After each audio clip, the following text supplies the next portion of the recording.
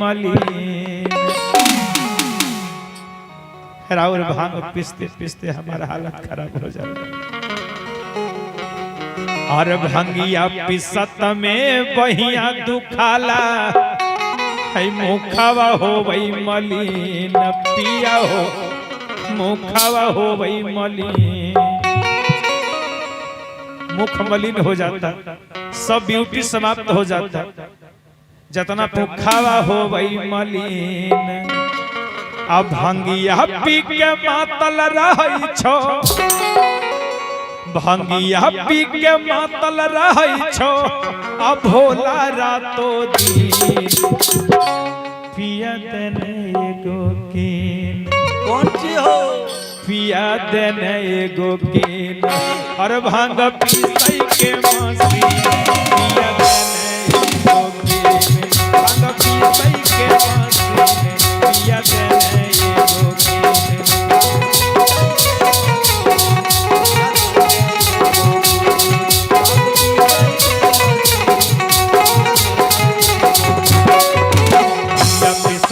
भैया तो खाला मुखावा हो गई मलिन। पिया हो मुखावा हो गई मलिन।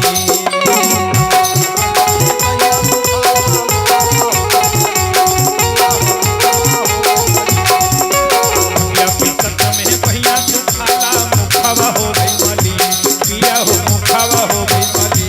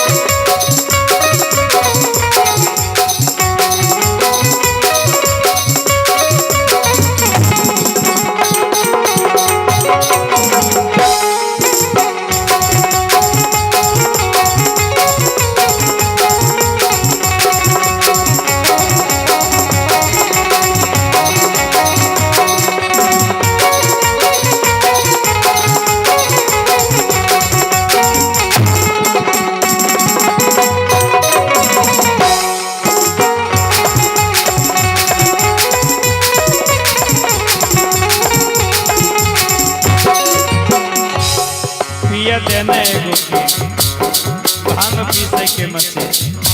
मैया पार्वती कहती भोलेनाथ एक बात मेरी सुन लीजिए। नैहर में रहलो पिया बड़ी सुख पाइलो।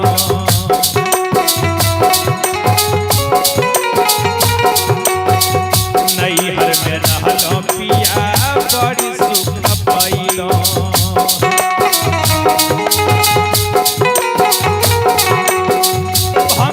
धतूर के हम हाल नहीं जानलो।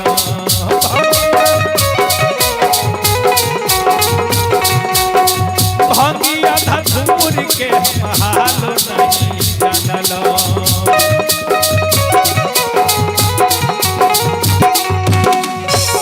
लेकिन जब से मैं आपके घर आई हूँ ना, क्या बताऊं। अरे भोरे फिसलियो कान्हे फिसलियो तैयो ने आवे छोनी। पिया हो तैयो ने आवे छोनी।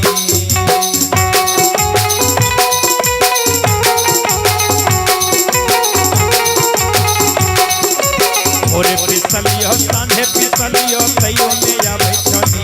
भोला हो तैयो ने आवे छोनी।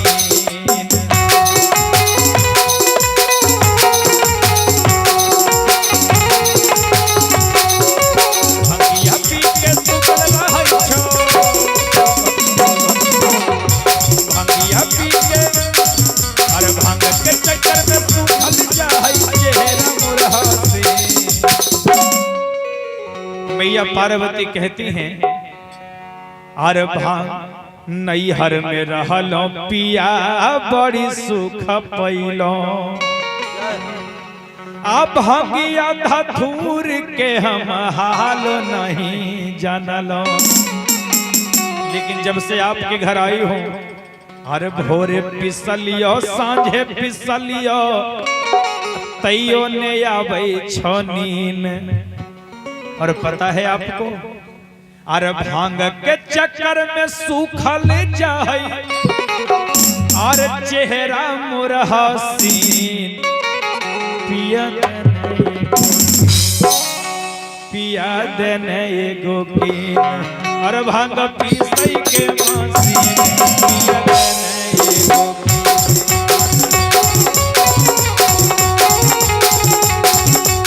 भांग पीसई के मसीन। पिया देने एगो कीन,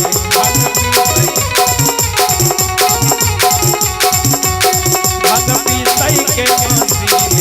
पिया देने एगो कीन।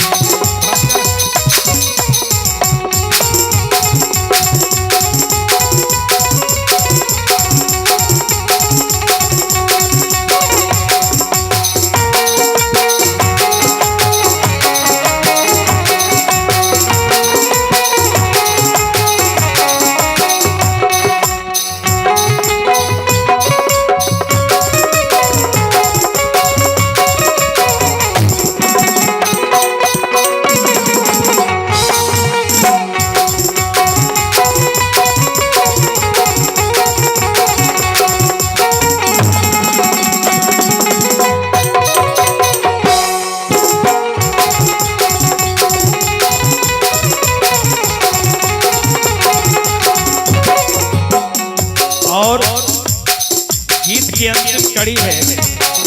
मैया पार्वती कहती है कि हे भोलेनाथ, फैसन के जुग नहीं फैसन में आवो।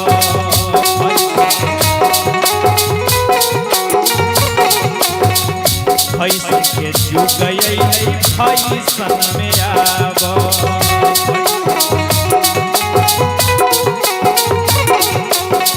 टूटली मड़ैया छोड़ी महल बनावो।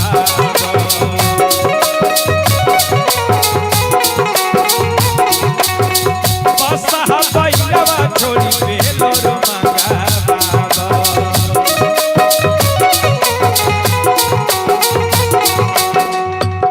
मैया पार्वती कहती भोलेनाथ, सब कुछ बदल चुका है, जमाना बदल गया, जुग बदल गया। सन के जुग गई फैसन में आवो। आ टूटली मड़ैया छोड़ी शीशा महल बनावो। आ बसहा बैलवा छोड़ी बेलोर मंगावो। हे भोलेनाथ, अरे बालक बेदर्दी तोरे भागा भोरे